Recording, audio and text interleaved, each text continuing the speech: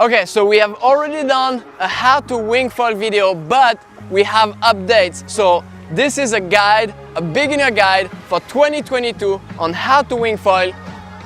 Let's get into it.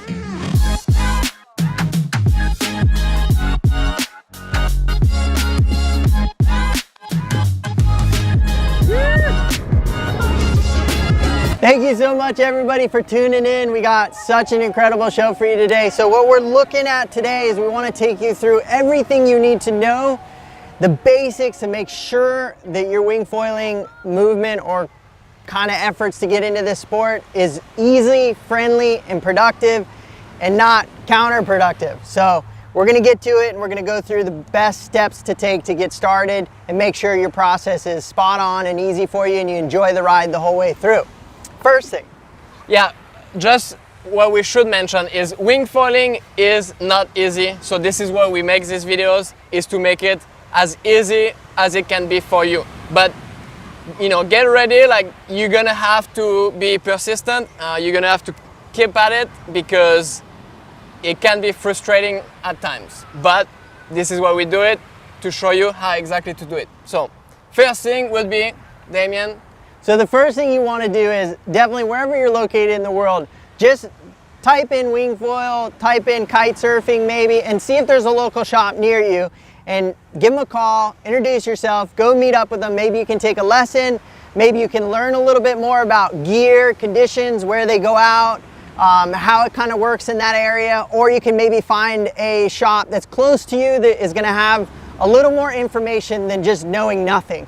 Now, obviously, we have a bunch of tutorials that we've done already throughout this whole, wing foiling career that we've done for over a year now. So there's tons of videos that we have that hopefully can help you. But I would say first step is see what you can find locally to get some information. And then the next step is gear. Yeah, so you are ready to commit. You are so pumped to get into wing foiling and you need gear. So gear will make a huge difference. If you get something that is not appropriate for you, it's gonna be a huge struggle. It will be anyway, but even more. So we would say, like, for somebody our size, I would say for a board, you want something that floats you, and I think that would be somewhere around 100 to 110 liters for somebody that would be 5'8", 160 pounds. Now my wife, she's about the same height but lighter.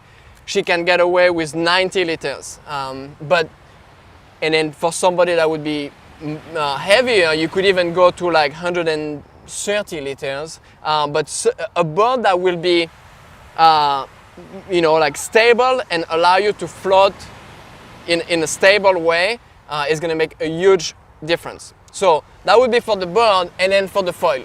Yeah, so the last thing I'd say with the board is, look, even if you start with a 140 liter board or 150 liter board, it's only going to help you in the first learning process. So don't be afraid to go too big. You can always flip it to your friend who's ready to learn.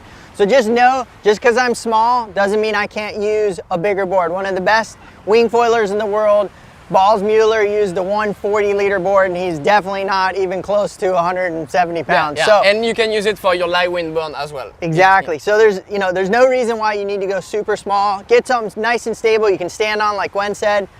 Now we got to pick a foil. So common mistakes that you don't want to do. You don't want to just buy the cheapest thing online. You don't want to find a deal. You don't want to literally buy something on Craigslist or a buddy had and he wants to get rid of it, because that's usually the evolutions evolve so quick that you want to be on the most helpful equipment that you may pay more, but you're going to learn a lot quicker versus just struggling your life away. So saying that, I personally would recommend a mid-aspect foil. There's three types of foils. There's super low aspect, lots of drag.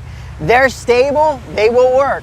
A medium aspect will give you the best of both worlds. You'll be able to go a little bit quicker on it, but it'll also work in light winds. A high aspect is definitely meant for a little bit more performance. It will totally work as well, but I think a good move would be a medium aspect, and I would say something larger, which is larger surface area, which is going to give you the most lift in the lightest amount of winds.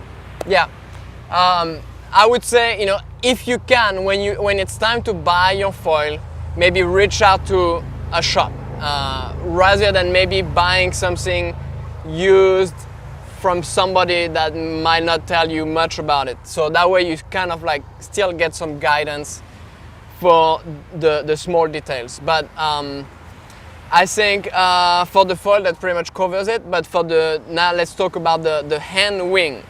So out of all of the models that are out there, I don't think it would make a huge difference, other than what you need to really consider is the size of the wing, and that will depend pretty much on the location where you live and the kind of wind that you get. So you also need to know that, like, if you go with a small wing, that means you have to go in stronger winds, which might make the water like a bit tricky to learn because it's going to be very choppy. And or if you go with a big wing, you're going to go in light wind, but then it's going to be very big and maybe a bit harder to handle. So a good middle ground here would be maybe a 5-meter wing that would allow you to go. You need to know in that will be actually our next point, is the kind of condition that you can go. But a 5-meter wing is going to allow you to go in maybe the most range of conditions. Yeah. I would say spot on right there. I would say, look, if you're in a lighter wind place, which you'll find out, do your research. Anywhere from a 6, 7, or 8 is going to be a perfect size for you. If you're in a higher wind spot, I'd say a 4, 3, and maybe smaller. But I would say, like Gwen said, the 5 meter is a good go-to first wing to get your hands on. But do your due diligence. Don't be afraid to reach out to somebody who's wing foiling near you and just shoot them a note and say, hey, I'm new to this. The greatest part about wing foiling is everybody's here to help you, and you'll realize that once you get into this sport. So don't be afraid to reach out to anybody that looks like they're similar weight, size, maybe been wing foiling. Feel free to blow up Gwen. We'll go from there. And for sure, you can start with just one wing. Yeah, it would be amazing to start with 3 wings, but you want to get into the sport, you might not exactly know if you are like fully ready to commit. Just start with one wing, and that's what I did for pretty much the first, almost the first year. I had only one 5-meter wing, and it was really good. I could go in most conditions. So you don't have to break the bank and go buy 3 wings right from the beginning. Just to get started, yeah. And the next step, I would say, we kind of skip. We'll talk about the mast real quick. The mast length of your foil. I would say, look, the lower you go or the smaller you go is just going to be more comfort friendly. As you start foiling, a little bit longer actually gives you more room for going over chop. But I would say that's a little bit more minor. I would say just get yourself any foil that matches with that wing. Yeah. So the next thing would be the kind of condition. And this is something that's very important, because if you go out in the wrong conditions, it's just gonna make that learning process that much harder. So you don't want it to be too windy, you don't want it to be not windy enough. And so, talking numbers, that would be in wind range, I would say somewhere around 20 miles per hour wind. That would be your ideal conditions. Your sweet spot. Yeah. Below 15 is gonna be very tricky, and then maybe above 25, 30, it could be a bit harder with the chop. Yeah. And that's the other thing that we need to talk about is the water. You want flat water. Here we are on the ocean in Jupiter, which is not always ideal for beginners, because we do have shore break, we do have waves. So around here, for example, the best beginner spot would be on the intercoastal, because it is you have land blocking the wind. Exactly. So you won't have too much chop, you won't have waves, you won't have shore break, and that is ideal. So for you, it might be the ocean, depending on where you are, but if not, it could be a lake, or like here, it could be in the intercoastal, the river if you are in Hood River. Yeah, and lakes, you can do it in lakes, you can do it on, if you're in, if it's winter time where you're at right now, you can grab a pair of ice skates or a pair of skis or snowboard and go to a lake, and you can work on the same concept of all this on the snow before you even go to the water. So location is super important, like Gwen said. It's literally the most important point, is knowing the weather, picking the right conditions. Like he said, 20 miles per hour is hands down the best. You want a little more to start with. It's just gonna give you more ability to get going and to do stuff. But I would say the other thing that's really important is knowing weather, right? So we need to know wind directions. So which wind directions do I go on? So like on a day like today, you know, it's a beautiful day here, but if the winds were straight offshore, I may go to the Bahamas. So that's not an ideal choice for me to go out if the winds were straight offshore. Ideal conditions would be side shore conditions if you're on an ocean. And I would say hardest conditions will be straight on shore, because if you're sitting there and it's blowing you onto the beach all the time, all that's going to happen is you're going to keep hitting bottom. So those are hard conditions. And the wing's trying to tell us that it's time for us to get out on the water. Another really important thing to think about is make sure you know wherever you chose. Let's just say I chose behind a jetty in the ocean, nice and blocked, so I have nice flat water. But what I also want to know is there any pilings or rocks or things that I need to worry about? So make sure you assess your whole scenario before you go out.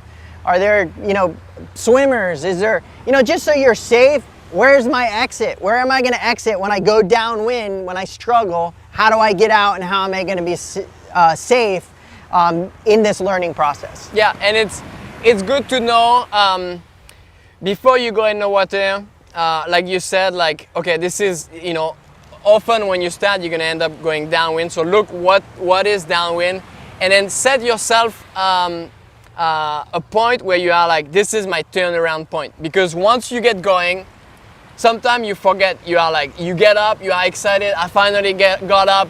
I don't want to fall. I don't want to turn around because I'm gonna fall. So I just keep going very far, and then that might be too late. So that when you turn around, you actually end up way too downwind, and maybe there is something where you don't want to go. So set yourself a goal, and this is where I'm going to turn around every time, and this is how I'm going to walk back to where I started. Yeah, and a key point before you even go out is let's find some. iKitesurf is a great app that tells you weather. Look at your local weather channels or locations, or there's webcams to tell you. So you know all these locations that you can learn as much info you can on weather, whether you got storms coming, you don't want gusty, gnarly, you know, lightning. So do your research to know that you have apps ready so you're comfortable with the weather, and knowing that is really going to help you. That's something that's just, it's kind of like getting into your car. If you get in your car without gas in it, it's probably not going to go so well. So you just want to be prepared, you know, maybe a coat if it's snowing out. So these are those preparations that you want to do the same thing with wing foiling. So now you got your gear, you know the location, the condition is good to go, you are at the beach ready to go. First thing, make sure that you protect yourself. You are about to learn, you're going to fall and you could hurt yourself. So it's never a bad idea to wear your helmet, wear impact vest, wear a wetsuit. I mean, even if the water is warm, on your knees, you know, and on your feet, you might get chafed up from just like climbing on the board, being on your knees for so long. So you want to protect yourself so that, you know, you can go the next day and you don't have like wounds everywhere and now you have to wait. So protect yourself, wear everything that you have, yeah, so that you are safe. No, for sure. You want anything to cover your knees, the tops of your feet get chafed. So all these are things that we've learned throughout the process that are really good to help you guys so that you don't have all the scars that we have. So hopefully that'll help you. The next thing I would say is when you get to the beach and you have all your gear. So first off, I would say spend a lot of time at the beach or at your house, wherever. Grab that wing and fly that wing as much as you can, because the more in tune you can get with that wing, the more that session on the water, the session on the snow, or the session on the skateboard, however you want to play with it when you start, is going to get better and you're going to learn faster. So put some time just flying the wing. Start with the basics and flying the wing, but fly that wing a lot before you just grab it and go right to the water. It's going to make a big difference in your 1, walking time, 2, chafing time, and then 3, walking time, 4, walking time. And if you wanna, we have a video dedicated to how to fly the wing on the beach. So I would definitely recommend that you go check it out. It will be either right here or right there. I don't know where it will be, but somewhere. It's gonna pop up right now. So now let's get into the wing handling part of it, which is important.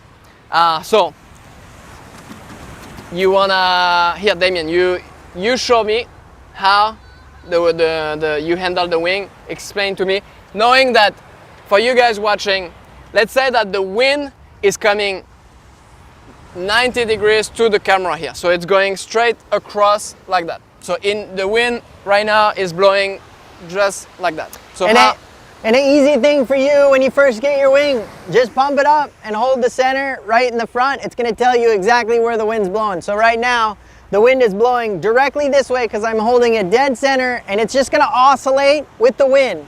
So that's gonna tell you that right now I know I can draw a line that the wind's blowing like this, and that means that 90 degrees to that angle is my directions if I were to try to ride to this direction or to this direction will be 90 degrees to that angle. So just so you know, but what I would do is I would pick the wing up. I'd come down to the beach. How do I even grab this? How do I even do anything? The most important thing is always go from the front to the back when you grab the wing. So you wanna go, I don't wanna just go to the back, because if I grab the back and I let go of the front, you're gonna be crashing. So you always wanna start from the front, and I'm gonna slowly walk my way up. And then you can get both hands on it. Let's simplify.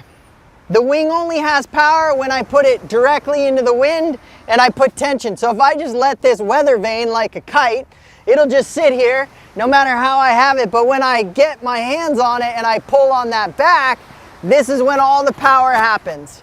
So it's whenever I put pressure on this back, gives me all the power and the energy of the kite. So if I just let it off on the front, it's just gonna weather vane. So the trick is to come down to the beach, start playing with it, start working on how this wing works to go and to be able to just hold it and fly it on the beach so that you get comfortable on how this works.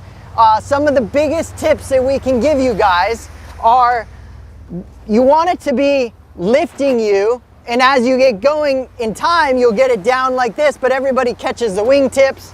So try to make the wing work for you, and if anything, it's more above your head guidance to kind of pull you along than it is like this, because then you'll just always be struggling and hitting it. So this is what I would start with on the beach to just learn the basics. Yeah, now one thing that I would say, like, it might be like very basic, but knowing which hand goes on top, which hand goes at the bottom. So now the wind is directly in my back. If I want to go toward the camera, toward you guys, this is the hand that's going to be in front. So when I grab the front handle, I grab it with this hand. I don't want to do an extra step and go here, here, and then like that. There is no point. So I need to know which direction I'm going when I go from here. I'm going to go this way, so this hand is going to grab the front handle. I grab the front handle, back handle, and here I am ready to go. If I want to go the other way, then that hand, like that, is going to go on the front handle. So right away, this is how I grab it. And it will be the same when you are up on the board, to know which foot goes forward and which foot goes back, because that can be confusing if you have never been on a surfboard. It's going to be the exact same thing. My back, the wind is coming in my back. So if I want to go this direction, then this is the foot. I'm never going to be my front toward and then standing just like that. So another really important thing is just what Gwen was saying. We know the wind's at our back, right? Know also, if that wind is at your back, look what's in front of you, because that's where you're going to end up going when you go into the water. You're going to end up going where the wind is. So just know what's in front of you. That's where you're going to end up learning and going downwind. Okay, so you have been practicing the wing handling on the beach. You feel pretty comfortable, and now it's time to hit the water. You have your protection gear on. We're going to go into how to carry the gear. One of the first thing is, we just said the wind is coming straight across here, so it's blowing in toward there. You always want your wing to be downwind. So let's say I'm right here, this would be upwind of me, and this would be downwind of me. The wing is naturally gonna float right here, it's gonna stay right here. So you don't wanna be carrying your wing this way, otherwise it's not gonna work. So your wing is downwind and it's just floating in the wind. So if I would go toward the beach there, I would keep the foil away from my wing. So I'm gonna carry, most boards have a handle in the bottom, but if you don't, you can just grab the mast, and then this is how I'm gonna walk toward the water. If the water is in my back, like where I am right now, I would just turn around, I still keep the wing downwind, I grab the mast, and then this is how I'm gonna walk. This would be pretty much the easiest way to always carry your gear. Let's talk about, I'm kind of feeling pretty good flying the wing. I understand how to hold it. A couple really good points you can use either going into the water or right before if you haven't put your foil on, and I have my board right here in front of me, is how am I going to get out in the water and how am I going to climb up on this thing. So you can actually practice on land and know that all wings will come with a leash. It hangs off the front, and you'll see multiple different leash attachments, but more importantly, as long as it's attached to you. Really, I can just let the wing go and I can swim on top of the board, so it'll look something like this. And I can paddle out. I can put my foot over it like this, and I can take it out with me. These are all the simple ways to get out. Now the hardest part is, how do I get up on the board and fly the wing? So on land, you can go over this, and there's a few ways, and we'll just give you our best tips to hopefully simplify your life. What I would say is, like Gwen said, if I'm gonna go to my left, I would take my left hand, I'm gonna pin my handle, I'm gonna grab it, and I'm gonna actually literally leverage this wing against the water, so the back of the wing is touching the water really hard. And what that does is it kind of gives me like a pedestal off my arm, so I can like lean on the wing. So now I can actually, maybe I have bad knees, maybe I'm older, I can slowly get up on this, and the wind will just be hitting this, but I'm kind of using it as like a tripod. So now I can kind of balance on the board, and now I know when I'm ready, this backhand's just gonna go, and I'm gonna lift up, grab that back. Now I don't want to just grab it all, it'll probably pull me right over. So the trick is to just be nice and finesse and slowly put a little tension in, so that now I have nice stability, and if I feel like I'm getting pulled forward, I let off, and if I feel like I'm falling back, I pull in, and a little more wind will grab it and it'll catch me. And this is a good way to simply get started after a crash, or a way to kind of feel it or get used to it. Yeah, what I would say is, when you are on your board, the most unstable position is going to be when you are standing on your board and you have no tension, you can't hold to anything. Like right now, this would be the hardest position on the water, because now I'm falling. And that's the chop. The chop is doing that to you the entire time. So now, if I'm like stable, the chop is not affecting me. I'm here, I'm good. So that means from this stable position to this stable position, I don't want to take 15 seconds to be like, yes, because everybody goes through that, and it's because now I'm falling. So I want to be quick. I don't want to be like too quick that I fall, but it needs to be something that I know I'm going to be here. Okay, now I have tension and I'm stable again. So this is where you want to be quick. The other thing is, don't forget that the wing, you are the one positioning the wing. So when your handle is back there, don't keep your the wing there and try to go grab it. Now you fall. You can move the wing. Lift it above your head. When I want to grab the back handle, right now it's far, now it's right here. So move the wing above your head so that you can catch it, the back handle, and it's right close to you. You don't have to go and grab it. So the second technique to get up. Go ahead. All right. I'm gonna flip the bird. Okay, and this is the technique that personally I liked better. So we climb on the bird, I go on my knees, and now again, if there is chop, if I want to be stable, I'm gonna use the wing on the water so that I'm like not just balancing on my knees. And then again, I know right now the bird is pointing toward you guys. Because the wind's blowing like this. 90 degrees so to he's 90 degrees. So my right hand is gonna grab the front handle. So same thing, and then I grab it above my head so that the back handle is right here. The wind is just going right through this, right? So nothing's happening. And it's the same principle of I go from a stable position, unstable, unstable, unstable, stable. So that unstable time, I want to minimize it. That's why I want to be ready. I know which hand is going to go on my front handle. It goes right here. I bring it above my head, and now I put some tension, and I have something to hold on to. So now I'm starting to go. I'm starting to like move forward because I have pressure in the wing. It's like a boat. It's like a sailboat.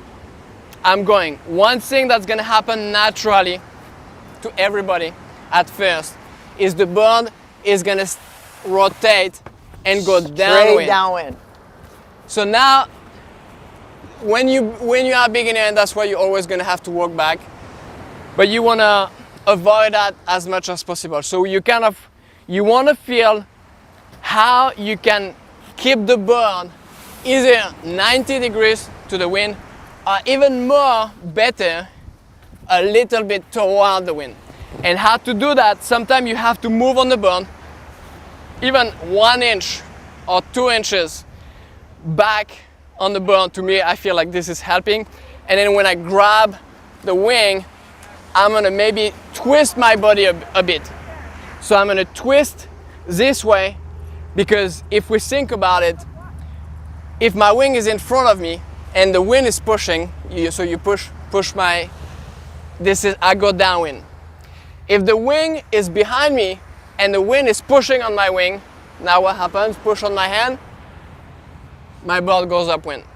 So this is why I want to try to twist my body to bring my wing back. Because then when I push, it turns the board. And boom, it brings me upwind. So this is something that's very important, because if you go just, keep in mind, you want to go upwind. If you go 90 degrees, it's great, you are not technically losing ground, but what's gonna happen is you're gonna fall at some point. And that time when you're gonna climb back on your bird, you already drifted downwind. So in my opinion, when you get going, you should always have a goal. This is 90 degrees to the wind. I wanna see something. Maybe I see there is a building. Maybe I see on the shore, like, I know. Mark a point every time. Yeah, very important, mark a point. And I look there. This is where the nose of my bird should be pointed. We went from our knees, so now we need to get up. Gwen nailed the most important tips, and we'll just one time go over this real quick. When you first start, your board is gonna try to go straight downwind. Just do everything in your part. Pick a spot on the horizon that's within 90 degrees to that wind angle. Lock it so I can always fight to get that board sideways to it, because it's going to give you pressure in the wing. The second that board goes straight downwind, all the pressure is lost. It's the most common mistake, and it's something you really should work on. All right. And then when you show up to the spot, look at how everybody is riding. All of the good riders are going to be going pretty much either 90 degrees or like slightly upwind. So this is the direction that you are going to be traveling. Exactly. So I'm on my knees, and now I'm starting to pick up some speed. And I'm about 90 degrees to the wind, so I'm good, I'm not losing ground. So now the first thing is I'm gonna wanna put my front foot forward. My front foot up. So just think, if I'm going to my right, I'm gonna put my right foot forward. If I'm going to my left, I'm gonna put my left foot forward. Yeah, depending on, the wind is in your back. Wind is right now, in your back. My right foot is gonna go up. So that's the first step. Right foot up. Now, I'm like stable position, okay? I'm used to it, I'm stable, I'm good. I can put my back foot up, and I wanna be low because this is how I'm gonna be the most stable. I wanna keep pressure in my backhand so that I have something to hold on to. And I don't wanna be like bent over, like I'm getting like, the wind is just pushing me downwind pretty much. I wanna try to be like, tuck those hips in. I want to be against, so basically if you apply a tiny bit of pressure on my back, now I'm resting on that. He's not pushing me and I'm just like about to fall. This is not a good position. This is a good position. I'm gonna be. If I, like we talked about it before, if I feel like I'm falling back, I put more pressure. If I feel like it's taking me, maybe I release. Yeah, so if the wind blows really hard and he has too much, and the wind pushes, he's gonna let out the back. If he has not enough, he pulls in on the back.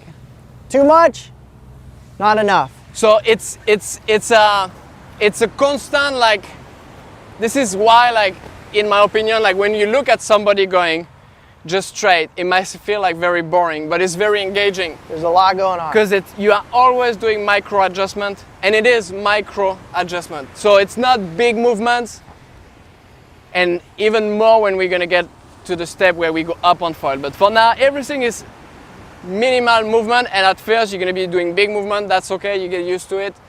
But think about, you wanna try to be stable, you wanna try to make micro adjustments. So now I'm on my feet and I get going. What's gonna happen? You're gonna crash. Either you're gonna crash or again you're gonna go downwind. So like you get on your knees, you start to get power in your wing, you're gonna go downwind, you have to solve that problem. You're gonna go from your knees to your feet. The second you're gonna get on your feet, most of the time you're gonna start to go downwind. Again, you have to fix that problem, because if you just keep going downwind, it's okay, you're just gonna have to walk, and your session is gonna be like more time walking than on the water. So it's the same principle. If I'm going too much downwind, I can apply more pressure to my back foot. Yeah. I can try to twist my body and put my wing a bit back. And if that's not even enough, I could even move a tiny bit back. But we are talking like maybe an inch or two. Maybe I'll move just my front foot or my back foot. The point is, if I move my weight back, naturally I'm gonna go a bit more upwind. A really good tip for this scenario when you're going through this is, when I stand on that board and I have a little pressure in that wing, I wanna take, if I'm going to my right hand forward, right foot forward, I want to take my left leg and I want to drive this hip, and I want to try to drive this back of the board. So I turn it as I put pressure. I want to drive this foot, and that's going to turn that board, that it's really going to help. So think of, I put a little pressure in, and what I'm trying to do is I'm actually trying to drive this back foot to make sure that board pivots, so that now I have pressure and I have leverage with the wind, and I can go sideways to the wind. If I just sit there and just hold the wing, more than likely your board is just going to turn downwind and you're going to go. So the only way to get it is, like Gwen said, you can maneuver on the board, you can drive your hip and turn the back of that board and leverage it into the wind. And that is a super helpful tip. So now you're going to fall. You're going to do it all over again. Over and over and over and over and over. And you're going to fall a lot. So when you fall, what would be the best way to react when you feel like you are about to lose, you are losing balance, you are about to fall? What would be the normal thing to do? So I would say, safety first, safety first. Look, get away from the board. The board and the foil are going to be the most dangerous for you if you hit it or come in contact with. So if you feel like you're going to fall, look, it's not a big deal. You just fall, hop off the board, whatever it is, and you let go of the wing if you want. Everything's going to get killed. The power's done. You can swim back to the board, take a breather, climb back on, start the process all over again, and just enjoy this process. But most importantly is, don't try to save it in the beginning. Just get comfortable with the basics. Even if you're not foiling, you can still ride the board just left and right, and just ride the board and learn the basics. And I would say, if you start to feel uncomfortable, just get away from the board. That's what I would say. yeah, don't fight it. Something that I always tell my wife because I'm scared that she's gonna get hurt, and I tell her that it's better to fall back than it is to fall forward, just because once you're gonna get up on foil, let's say you do pick up speed and the foil lift, you are up on foil, it's gonna be unstable and you're not gonna be used to it, you're gonna fall. If you fall forward and you kick the board, that's when the foil comes out and now you can fall on it. Where, like I said, if you lean into it, so that would be a problem if your position is like that. Now if I fall, I might fall forward.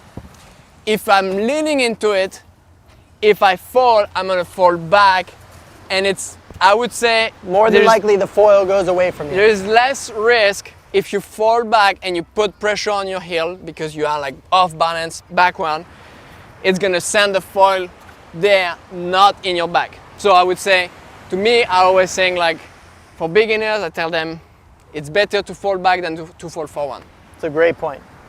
So you fell, and as you can see now, we are like later in the video, we are actually going back, but was something that we talked about, we didn't talk about, and we need to talk about. You fell, the wing caught, now your wing is upside down, you are in the water, and you need to flip the wing. This is an important point. We need to address it, how to flip the wing. There's two techniques. One, I grab the front handle, and I'm gonna push on one side.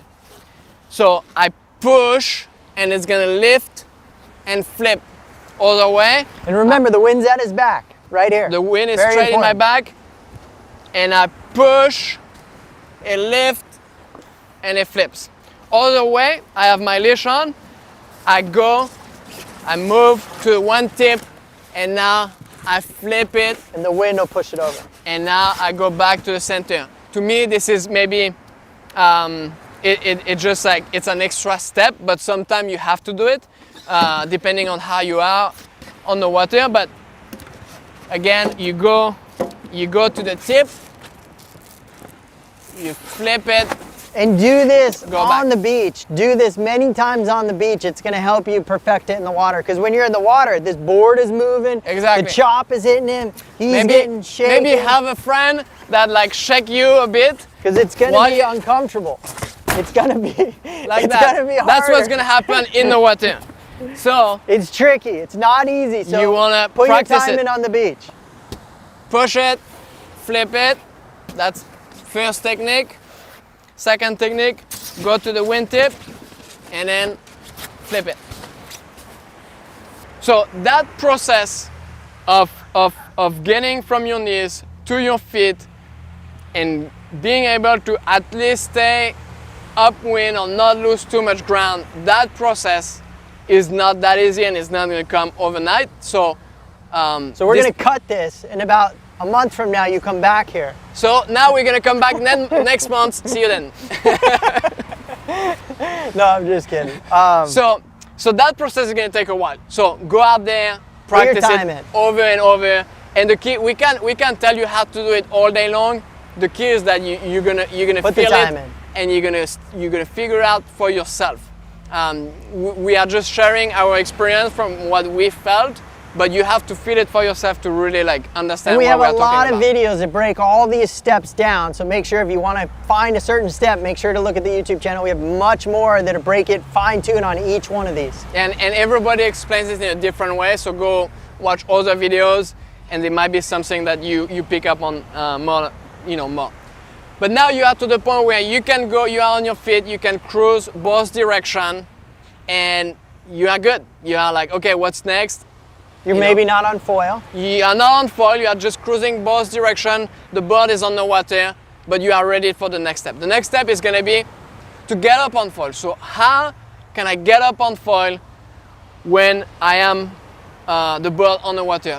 I would say how a foil reacts is you need to pick up speed. One of the main things is, am I going fast enough for the foil to lift? And foils are different, so they might have a different speed that they need to get up.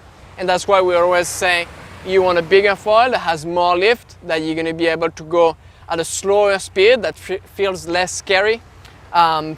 And same with boards. If a board is bigger, it's a bigger sticky surface area, so it's harder to get it to kind of go a little bit faster versus a smaller board. Less stickiness surface area should be able to unstick. But just picture this foil as an airplane. We need the airplane to take off. Yeah.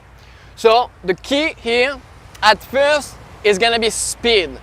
And that's why we always say, like, also, like when we talk about conditions, if you go in light wind, it's hard to get speed. You might not get enough speed.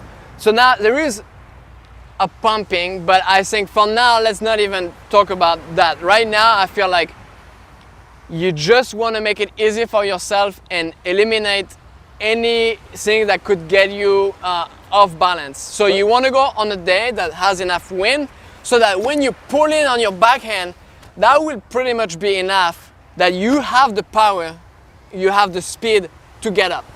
I would say for your first few flights on your foil, if you have all of the power and that's still not fast enough, that might be a difficult day for you to experience your first flight.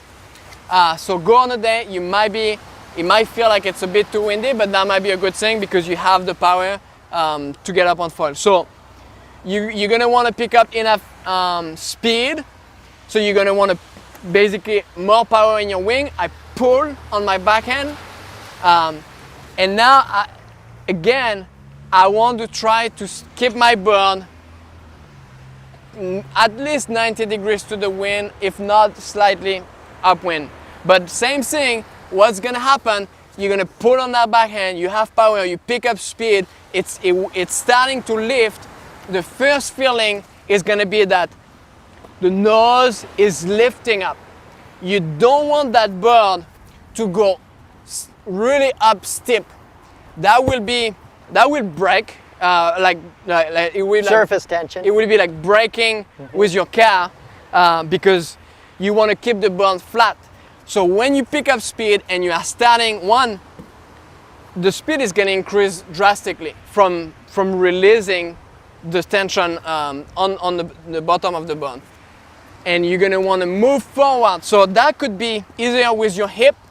I move my hip slightly forward, I apply more weight forward, or I could just move my foot, either it's my back foot or my front foot, a tiny bit, an inch or two forward.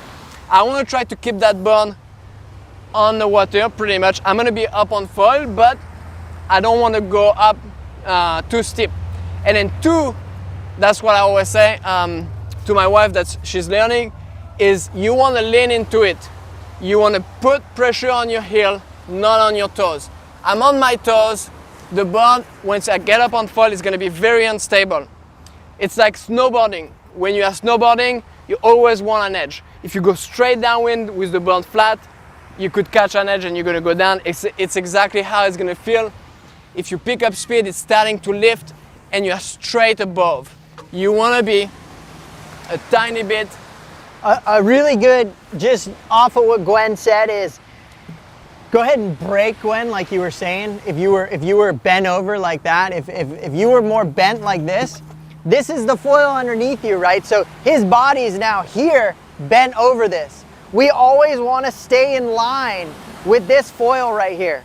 We want to be in line. That's going to be the most direct, solid, most stable, but the second I let my body go over this or behind this is the most unstable. So always be pushing at a straight angle down on that mast. So wherever that mast is, my body's in line with it will be the most stable, less issues.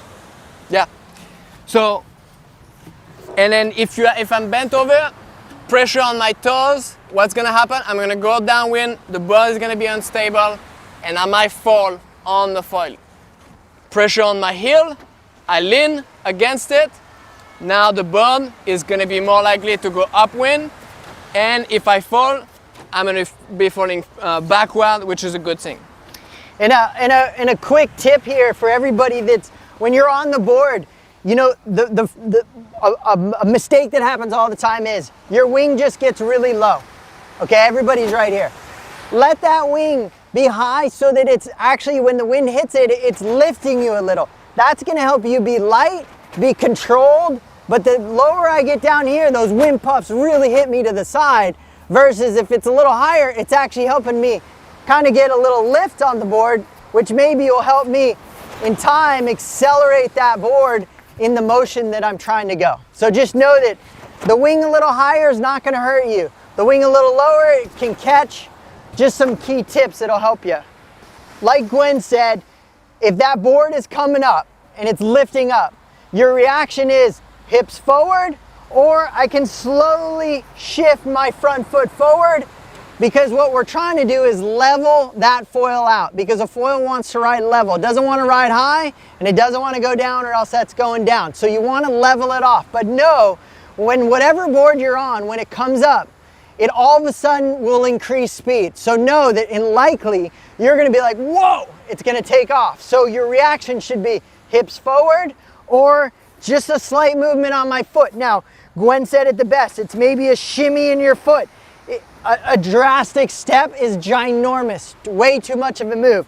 So if anything, just shift your hips forward, counteract that lift in the foil to get it level, and don't be afraid to just put the nose back down, shift your weight back, shift it forward, and start doing touch and goes. And you can slowly feel that foil work with the littlest movement. The biggest tip we could say is foiling is not moving. Try not to make big movements. It's very minimal movements on a foil. And the trick is just put time in. Make sure to go out, try to just ride a foot off the water. You don't need to ride super high off the water. Just try to be nice and comfortable. Work on just a consistent increase in power, decrease if there's too much power, increase, decrease. And all you're trying to do is get stability, keep those hips in, use your shifting of your weight, and more importantly, the most key thing is having that board not pointing downwind. Yeah, and it will happen, but you just need to like be able to correct it, or at least understand how to correct it. So then once you are up on foil, you know, how do you direct yourself? So once I get up and now I'm up on foil and I'm actually up and I'm going, so there's two ways to do it. Your wing, you can let off power, which helps you whether you need to steer the board, and steering the board is just a twist in my hips where I can change that. Now remember, if I twist into the wind's coming at my back. If I twist into the wind, usually that creates a little more lift in the foil because the board is turning, the foil's lifting if I'm going into the wind.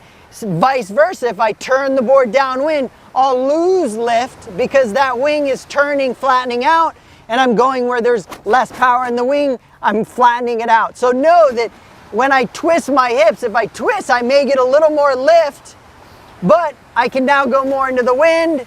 And if I have too much power in my arms, I can always just sheet out on that wing, or I can actually just let off my hips, go a little downwind, and all of a sudden that foil goes from rising to mellow out. And it's a game of finding that balance by just steering that board into the wind with lift or downwind with a little less, and then using very simple in and out power, keeping that wing nice and high, hips in, and that's it. Yeah, I mean, I think there is also a bit of where you, like your center of balance on the board. If I lean a bit more, it might help me going more upwind. If I lean forward, it's like I'm gonna be turning. So it's like it's kind of like surfing. You know, I lean forward and I'm gonna be turning. I lean back and I'm gonna be turning, you know, this way. So there is definitely a bit of like leaning, and that's why I say, to me, it's better to lean more back at the beginning. All of your movements are gonna be extreme, and in my opinion, if you are gonna be extreme, it's better to be extreme leaning back rather than extreme forward. Because again, we talked about it, what could happen is you're gonna lose balance, your feet are gonna kick the board is gonna go this way, now the foil is at the surface and you are falling with your chest on it. So always leaning against the wind with pressure in your wing is gonna help you stay safe and help you direct your board easier upwind or at least 90 degrees. And it's a really important point that right here at this moment, I've learned how to go to my right. Just know that you may have a good direction to your right or to your left. Another way may be horrendous. That's normal. Everybody has a dominant side. So just know that if I go to my right and I feel pretty good and I go to my left and I'm just horrendous, that's okay. That's 99% of the people out there. So just do the same process. I ride to my right, I stop in the water, I take a breather, I'm stoked, I'm like, this is the coolest sport ever. Climb back on the board, go through the process, try to do the same thing with my other direction, and you just work through this process, and in time, hopefully we're gonna be on the water with you winging, and Gwen and I can high five you, and that's about it. The goal for us with this video is to bring you from being a total beginner that wants to get into the sport to the point where you can foil in both directions. Once you get there, congrats, it's an incredible feeling. Your life is changed forever. The next few steps, your progression is endless. So, this is the exciting part about the sport is there's always something to work toward. But your next step should be how to turn and basically stay up on foil, so now you can go both directions, but in between you don't have to go down and turn around.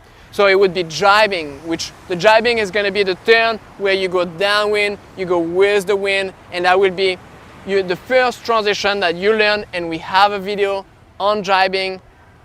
I think it might have been with Harry the Legend, which you have to watch all of our videos, but when Harry is in the video, it's going to be good. And the next turn that will be maybe a bit more down the line, it's a bit more complicated, is the tack, which is a turn upwind, but that comes later. I would say like the jibe is the first step where like once you finally can jibe, you can stay up on foil during the entire session and you are stoked.